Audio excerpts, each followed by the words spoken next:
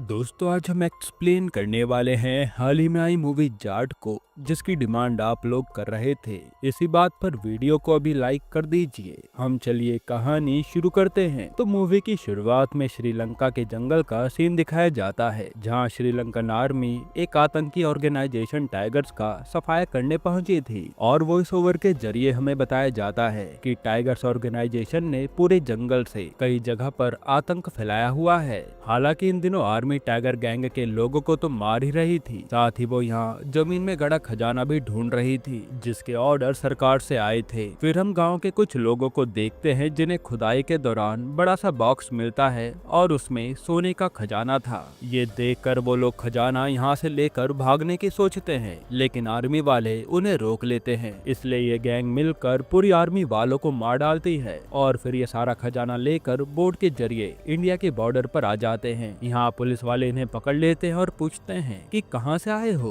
तभी इस गैंग का लीडर रणतुंगा बोलता है कि हम श्रीलंका से आए हैं और हमें अब यहीं रहना है। इस पर पुलिस वाला हंसने लगता है कि मजाक है क्या जो तुम यहाँ रहने आ गए। पर इतने में रणतुंगा अपने पास से 4 गोल्ड की प्लेट उसे दे देता है। ये देखकर पुलिस वाले को लालच आ जाता है। फिर वो उसकी सारी शर्त मान लेता है और रणतुंगा की पूरी गैंग को नई पहचान के साथ इंडिया में रहने देता है और ये लोग आंध्रा में सेटल हो जाते हैं। अब हमें कुछ साल बाद का सीन दिखाया जाता है, जहां राष्ट्रपति के पास एक कोरियर आता है। फिर जब इसे राष्ट्रपति खोलती हैं तो उसमें एक लेटर रखा था, जिसमें लिखा होता है कि मैं 3री क्लास में पढ़ने वाली लड़की हूं, जो आंध्र प्रदेश में रहती हूं। यहाँ हमारे गांव में बहुत अत्याचार हो रहा है और अगर आपने एक्शन नहीं लिया तो हम जल्द ही मारे जाएंगे। इस बॉक्स में एक डेमो भी है, जरूर देखना। अब जैसे राष्ट्रपति बॉक्स में देखती है तो उसमें कई सारे गाँव वालों के अंगूठे थे, जो देखकर राष्ट्रपति समझ जाती हैं कि मामला कितना ज्यादा गंभीर है। तब वो सीधा सीबीआई ऑफिसर सत्यमूर्ति को बुलाती है और वो लेटर देकर कहती हैं कि इस केस को तुम्हें हैंडल करना है और उन गांव वालों पर कोई आंच नहीं आनी चाहिए। जो सुनकर सत्यमूर्ति गांव वालों को बचाने के मिशन पर चला जाता है। इधर गाँव में जब एक किसान खेती कर रहा होता है तो उसे खेत में कई सारी लाशें मिलती है, जिनके सर गायब थे। ये देखकर वो गाँव वालों को इकट्ठा कर देता है और गाँव वाले बस रोए जा रहे थे। तभी वहाँ पर एक नई पुलिस वाली विजय लक्ष्मी अपनी टीम के साथ आती है और ये नजारा देखकर उसके होश उड़ जाते हैं। तब वो गांव वालों से पूछती है कि आपको अगर किसी पर शक है तो मुझे बताइए, मैं उसे छोड़ूंगी नहीं। असल में विजय लक्ष्मी काफी ईमानदार ऑफिसर थी, पर यहाँ गांव वाले डर के मारे किसी का भी नाम नहीं लेते। लेकिन इतने में एक बच्चा बोल पड़ता है कि इन सबको रणतुंगा ने मारा होगा। ये सुनते ही विजय लक्ष्मी तुरंत रणतुंगा के घर जाने लगती है। तभी उसके सीनियर का उस पे कॉल आता है, जो कहता है कि तुम जहाँ जा रही हो गलती से भी मत जाना, वरना अच्छा नहीं होगा। जो सुनकर रास्ते में आधे पुलिस वाले गाड़ी से उतर जाते हैं कि जब सर उस आदमी से डर रहे हैं तो हमारी क्या ही औकात। पर विजय लक्ष्मी डरने वालों में से नहीं थी। वो अपनी लड़कियों की टीम के साथ रणतुंगा को पकड़ने चल देती है। अब जैसे विजय लक्ष्मी उस घर में एंट्री लेती है तो वहाँ रणतुंगा के लोग पुलिस की वर्दी देखते ही उस पर हमला कर देते हैं और विजय लक्ष्मी इन सबको चुन चुन कर मारती है। तभी अंदर से रणतुंगा की बीवी भारती बाहर निकलती है और विजय लक्ष्मी के साथ उसके सभी साथियों को भी अंदर लेकर जाती है। यहाँ वो पूछती है कि आपको क्या चाहिए, लेकिन विजय लक्ष्मी तो रणतुंगा को गाली देने लगती है कि मैं उसे ले जाने आई हूँ। ये सुनते ही भारती को गुस्सा आ जाता है और वो विजय लक्ष्मी को बुरी तरह से मारती है। साथ ही वो गुस्से में अपने गुंडों से सारे पुलिस वालों के कपड़े उतरवा देती है। तब यहाँ विजय लक्ष्मी और उसके साथी इतने लोगों के सामने कुछ भी नहीं कर पाती। फिर भारती उन्हें कहती है कि मेरा पति रावण है, उसका कोई कभी कुछ बिगाड़ नहीं सकता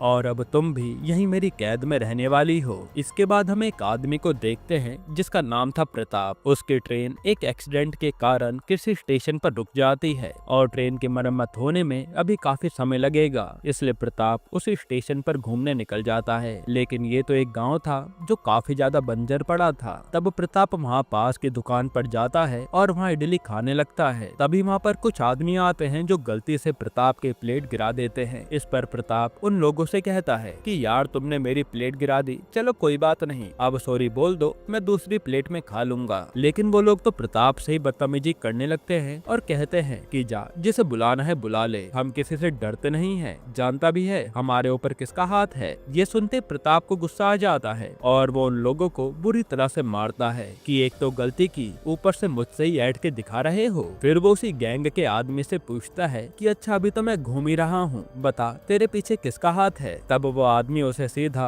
अपने बॉस रेड्डी के पास ले जाने लगता है जो कि उस एरिया का मंत्री था। इधर हम रेड्डी को देखते हैं जो आज अपनी बेटे की शादी फिक्स कर रहा था और रेड्डी भी काफी खतरनाक इंसान था। तभी वहाँ प्रताप आता है और पूछता है कि रेड्डी कौन है। फिर वो रेड्डी से कहता है कि अब तेरे आदमी की गलती की वजह से तो मुझसे माफी मांगेगा, लेकिन रेड्डी तो उसे धमकी देने लगता है कि अब तुझे कोई बचा नहीं पाएगा। तब गुस्से में प्रताप रेड्डी को भी पीट देता है, यहाँ तक कि उसके आदमियों को भी बुरी तरह से मारता है। ये देखकर रेड्डी कहता है कि तू जानता नहीं मेरे पीछे कौन है। ये सुनकर प्रताप कहता है कि चल अब मुझे उसी आदमी से मिलना है जो तेरे पीछे है, क्योंकि तुम लोग ऐसे नहीं सुधरने वाले। इधर हम सत्यमूर्ति को देखते हैं जो अब उस गांव में जाने के लिए उस स्टेट में पहुंच चुका था और तभी एक पुलिस वाला गांव के मिनिस्टर को कॉल करके कहता है कि सर यहाँ सीबीआई ऑफिसर आ गया है और वो भी आपके गांव में आने वाला है। ये सुनकर मिनिस्टर डर जाता है क्योंकि अगर सीबीआई को गाँव की सच्चाई पता चल गई तो बहुत बड़ी दिक्कत हो जाएगी। अब ये दिक्कत क्या है वो आपको आगे पता चलेगा। इधर हम रजिस्ट्रार ऑफिस का सीन देखते हैं जहाँ सोमुलू नाम का आदमी जो कि राणा तुंगा का भाई था, उसने कई सारे को पीट कर बैठा रखा था क्योंकि वो लोग सोमुलू की बात नहीं मान रहे थे। असल में सोमुलू का कहना था कि इन ब्लैंक पेपर पर अपने साइन करके स्टैंप लगा दो, बाकी जो भी लिखना होगा वो हम लिख लेंगे। और इन्हें ये पेपर कई सारे गाँव के लिए चाहिए थे। तभी वहाँ रेड्डी के साथ प्रताप आता है और पूछता है कि तुम में से सोमुलू कौन है जिसके दम पर ये रेड्डी उछल रहा है। फिर वो सोमुलू से आकर कहता है कि तुम्हारे आदमी ने जो गलती की है उसके लिए तू सॉरी बोल, वरना अच्छा नहीं होगा। लेकिन सोमुलू उल्टा प्रताप पर ही हाथ उठाने लगता है, जिस पर प्रताप सोमुलू को कुत्ते की तरह मारता है। साथ ही वो उसकी पूरी गैंग को भी ढेर कर देता है, जो रेड्डी बस देखता ही रह जाता है। तभी प्रताप को एक आदमी कहता है कि आपने राणा तुंगा के भाई पर हाथ उठाया है और ये बहुत बड़ी गलती कर दी। इस पर प्रताप हंसता है और कहता है कि अब वो सॉरी बोलेगा। इधर हम सत्यमूर्ति को देखते हैं जो उस गाँव में जाते समय ऑफिसर से पूछता है कि ये राणा तुंगा कौन है। तब वो ऑफिसर बताता है कि एक पुलिस वाले ने सोने के लालच में इस राणा तुंगा को आंध्र में रहने की परमिशन दी थी, तो राणा तुंगा यही मछुआरा बन गया। पर क्रिमिनल तो क्रिमिनल ही रहता है, उसने यहाँ भी आतंक मचाना शुरू कर दिया। जो देखकर जब पुलिस वाला उसे भगाने के लिए आया कि तू इंडिया में नहीं रह सकता, तो राणा तुंगा ने उसी पुलिस वाले का गला काट कर उसे मार डाला। जिसके बाद राणा तुंगा ने ऐसे ही कई लोगों को मार मार कर अब तक 40 गाँव में अपना आतंक बना लिया है और कोई भी डर के मारे उसके खिलाफ एक्शन नहीं लेता, क्योंकि राणा तुंगा सन की आदमी है जो कब क्या कर दे किसी को नहीं पता। यहाँ तक कि राणा तुंगा ने अपनी गैंग बड़ी करने के लिए गांव के 18 से 20 साल के बच्चों को नशा करवाया है और अपनी गैंग में शामिल कर लिया है। फिर वो अपने परिवार को भी श्रीलंका से इंडिया में लेकर आया और अब वो यहीं राजा की तरह रहता है। इधर अब प्रेजेंट में सोमुलू को लेकर प्रताप सीधा राणा तुंगा के घर आता है और उसे देखकर सब चौंक जाते हैं कि इसने सोमुलू को हाथ कैसे लगाया। तभी राणा तुंगा आता है और सोमुलू को लगता है कि मेरा भाई अब इसे छोड़ेगा नहीं, लेकिन प्रताप ने पूरी बात बताते ही कि इसने मुझे सॉरी नहीं बोला तो मैंने इसका ये हाल कर दिया। तब राणा तुंगा उससे चुपचाप सॉरी बोल देता है और प्रताप खुश हो जाता है कि चलो अब मामला शांत हुआ। फिर प्रताप जैसे ही जाने वाला होता है तो उसे यहाँ पुलिस की वर्दी पड़ी हुई मिलती है और कई जगह पर खून पड़ा था। ये देखकर उसका दिमाग चलता है और वो पूछता है कि ये सब क्या है, जिसका कोई जवाब नहीं देता। इसलिए प्रताप खुद खून की बूंदों के पीछे जाता है और वहाँ कमरे में उसे विजय लक्ष्मी और उसके साथी दिखती है जिनके पास एक भी कपड़ा नहीं था। इसलिए प्रताप उन्हें वही वर्दी देता है, लेकिन इतने में राणा तुंगा के आदमी उस पर हमला कर देते हैं और राणा तुंगा भी प्रताप को मारने आ जाता है कि तू मेरे घर में घुसकर मेरे कैदियों को कैसे ले जा सकता है। जिस पर प्रताप कहता है कि एक बार मैंने तेरा गला पकड़ लिया ना तो तुझे कोई भी बचा नहीं पाएगा। और वहाँ अपने आदमियों की हालत देखकर भारती अपने पति राणा तुंगा से कहती है कि अभी इसे जाने दो, बाद में देखते हैं। तब राणा तुंगा उसे जाने देता है। इधर वही मिनिस्टर आकर सीधा सत्यमूर्ति से मिलता है और कहता है कि मैं तुझे दुनिया भर का पैसा दूंगा और तेरे रिटायरमेंट के बाद तुझे एक राज्य का गवर्नर भी बना दूंगा, बस तू गांव में मत जा और झूठी रिपोर्ट राष्ट्रपति को दिखा दे कि गांव में सब ठीक है। लेकिन सत्यमूर्ति उसकी बात नहीं मानता। इधर राणा तुंगा गुस्से में था कि वो उस प्रताप को छोड़ेगा नहीं जिसने उसके घर में घुसकर इतना सब कुछ किया है। तभी उस पर उसी मिनिस्टर का कॉल आता है कि वो सत्यमूर्ति मान ही नहीं रहा और जल्दी वो गांव में आ जाएगा, इसलिए आप कुछ करो। इधर सत्यमूर्ति जब आगे बढ़ रहा होता है तभी एक ट्रक आकर उसकी कार को उड़ा देता है, जो कि राणा तुंगा ने ही भेजा था। वहीं प्रताप की गाड़ी के पीछे राणा तुंगा के आदमी पड़ जाते हैं और यहाँ भयंकर लड़ाई शुरू हो जाती है, जिसमें प्रताप तो कई सारे आदमियों को मारता है, पर इस लड़ाई में एक पुलिस वाली बुरी तरह से घायल हो जाती है। वहीं हम देखते हैं कि सत्यमूर्ति तो जिंदा है और वो जानता था कि उसकी कार पर हमला जरूर होगा,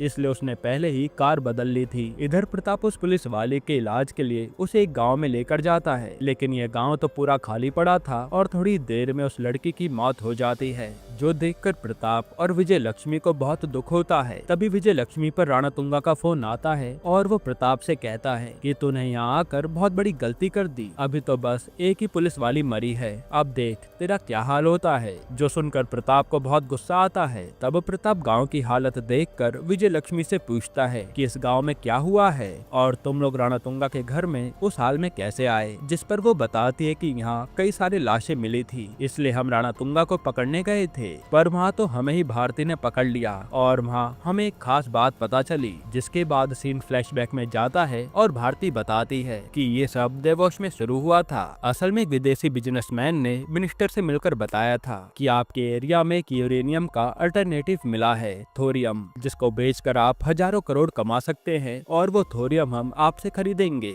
जो सुनकर मिनिस्टर मान गया था। फिर मिनिस्टर सीधा राणा तुंगा के पास गया और उसे बताया कि जिस एरिया में तुम राज करते हो वहाँ थोरियम मिला है और अगर उसे हम एक कंपनी को बेच दे तो हम कई हजार करोड़ के मालिक बन जाएंगे। जिस पर राणा तुंगा सोचता है कि फिर मैं भी इंडिया छोड़कर वापस श्रीलंका चला जाऊंगा और राजा की तरह रहूंगा, जहाँ सरकार भी मेरे अंडर रहेगी। इसलिए राणा तुंगा इस डील के लिए मान जाता है। बस उसे अब कैसे भी करके वो 30 गाँव खाली कराने थे जहाँ से कंपनी थोरियम निकाल सके। इसलिए राणा तुंगा लाइन से कई सारे गाँव जबरदस्ती खाली कराने लगता है और लोग डर के मारे चले भी जाते हैं। फिर एक दिन एक लड़की वीडियो बनाकर सोशल मीडिया पर डाल देती है कि हमें बचा लीजिए, ये राणा तुंगा सारे गांव वालों को बेघर कर रहा है। अब ये वीडियो जैसे मिनिस्टर देखता है तो उसे गुस्सा आ जाता है और वो पुलिस वालों को भेज देता है कि उस लड़की को जाकर सबक सिखाओ। तब वो पुलिस वाला उस लड़की को खूब मारता है और पूरे गाँव के सामने उसके कपड़े फाड़ देता है और गाँव वाले भी कुछ नहीं कर पाते। अब सीन प्रेजेंट में आता है और विजय लक्ष्मी बताती है कि राणा तुंगा के लोगों ने हमें भी नहीं छोड़ा, उन्होंने हमारे साथ भी दुष्कर्म किया है। तभी वहाँ एक औरत आती है जो ये सब सुन रही थी और प्रताप जब पूछता है कि क्या एक भी गांव वालों ने आवाज नहीं उठाई राणा तुंगा के खिलाफ, तब वो औरत बताती है कि एक गांव ने हिम्मत की थी पर पुलिस वालों ने उल्टा उन्हें ही मारा था। फिर हमें दिखाते हैं कि जब वो गांव वाले मार खा कर घर आए तो आधे गांव वाले वहाँ से जाने लगे कि जिंदा रहेंगे तभी सब सही हो पाएगा।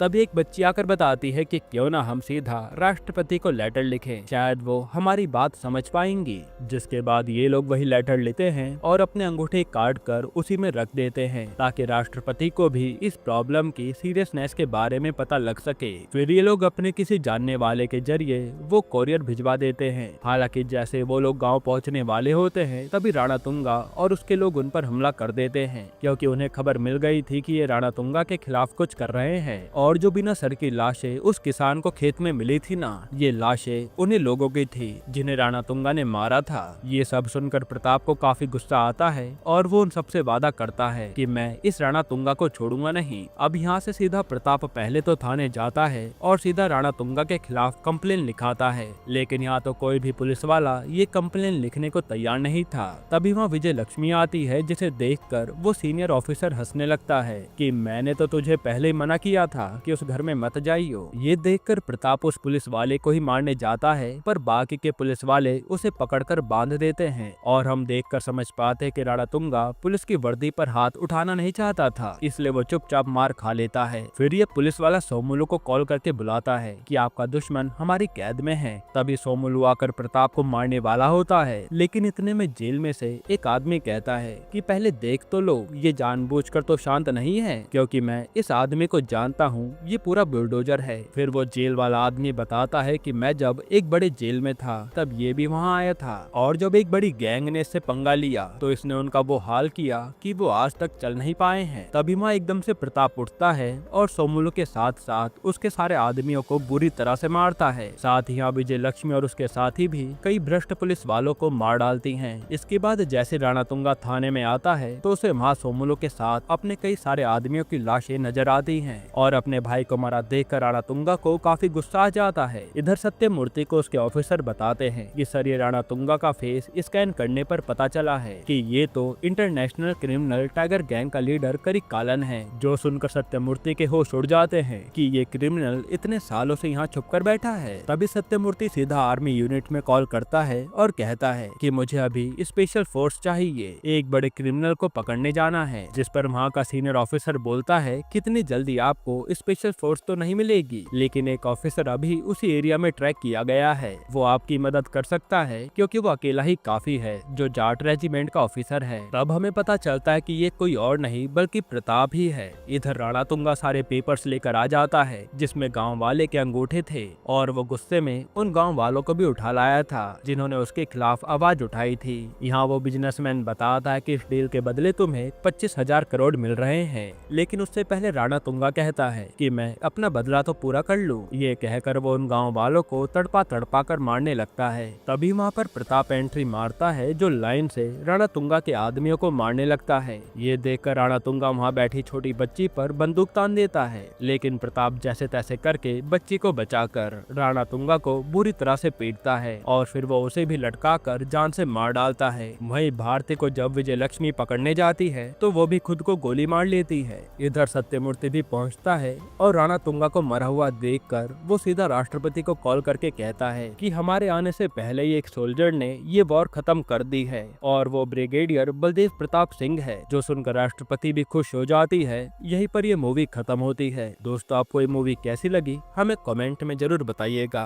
वैसे अगर मैं आपको छोटा सा रिव्यू दूं तो मूवी वन टाइम वॉचेबल तो है, जो मुझे सिकंदर से काफी ज्यादा पसंद आई है और यहाँ सनी देओल को देखकर आप कन्विंस हो जाते हो कि जरूर ये आदमी कुछ न कुछ तबाह तो करने आया है और यहाँ हर किसी ने काफी दमदार परफॉर्मेंस दी है। बाकी आपकी इस मूवी को लेकर क्या राय है कमेंट में बताना, और अगर आपको छोरी 2 कल ही चाहिए तो आप कमेंट में छोरी 2 लिख देना, हम कल ही एक्सप्लेन कर देंगे। और अगर आपको हाल ही में आई एक कमाल की मूवी देखनी है तो आप ये वीडियो देख लीजिए।